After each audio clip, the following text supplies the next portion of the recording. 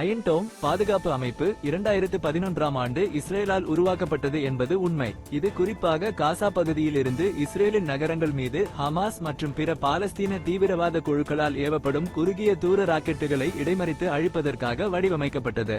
இந்த அமைப்பு இஸ்ரேலின் சிவில் பகுதிகளையும் முக்கிய உள்கட்டமைப்புகளையும் பாதுகாப்பதில் ஒரு புரட்சிகரமான பங்கை வகிக்கிறது. இதன் வெற்றி விகிதம் மிக அதிகமாக உள்ளதால் இஸ்ரேலின் பாதுகாப்பு வியூகத்தில் இது ஒரு முக்கிய அங்கமாக திகழ்கிறது.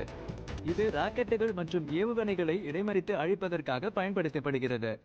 இருப்பினும் சமீபத்தில் ஈரான் இஸ்ரேல் மீது தாக்குதல் நடத்திய போது சில ஏவுகணைகள் மற்றும் ஆளில்லா விமானங்கள் அயன் டோம் பாதுகாப்பை மீறி இஸ்ரேலுக்குள் நுழைந்தன.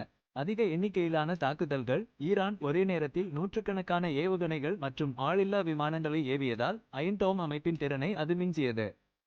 குறைந்த உயரத்தில் பறத்தல் சில ஏவுகணைகள் மற்றும் ஆளில்லா விமானங்கள் குறைந்த உயரத்தில் பறந்ததால் அவற்றை அயன் டோமால் கண்டறிந்து அழிப்பது கடினமாக இருந்தது.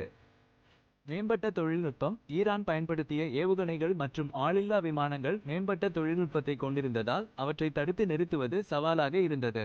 இஸ்ரேலுக்கும் ஈரானுக்கும் இடையிலான மோதலுக்கு நீண்ட வரலாறு உண்டு. 1979ஆம் ஆண்டு ஈரானிய புரட்சிக்கு பிறகு இரு நாடுகளுக்கும் இடையிலான உறவு மிகவும் மோசமடைந்தது.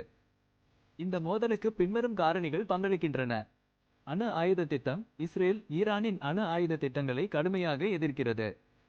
பாலஸ்தீன ஆதரவு ஈரான் பாலஸ்தீன போராளி குழுக்களுக்கு ஆதரவளிக்கிறது. பிராந்திய செல்வாக்கு ஈரான் மத்திய கிழக்கில் தனது செல்வாக்கை அதிகரிக்க முயற்சிப்பதாகவும் இது பிராந்திய நிலையற்ற தன்மையை உருவாக்கும் என்றும் இஸ்ரேல் கருதுகிறது. இஸ்ரேல் அமெரிக்கா இங்கிலாந்து பிரான்ஸ் போன்ற நாடுகள் ஈரான் மீது தாக்குதல் நடத்துவதற்கு பல காரணங்களை முன்வைக்கின்றன.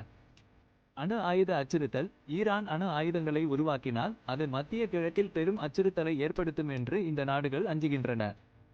தீவிரவாத ஆதரவு ஈரான் தீவிரவாத குழுக்களுக்கு ஆதரவளிப்பதாகவும் இது பிராந்திய பாதுகாப்பிற்கு அச்சுறுத்தல் என்றும் குற்றம் சாட்டப்படுகிறது.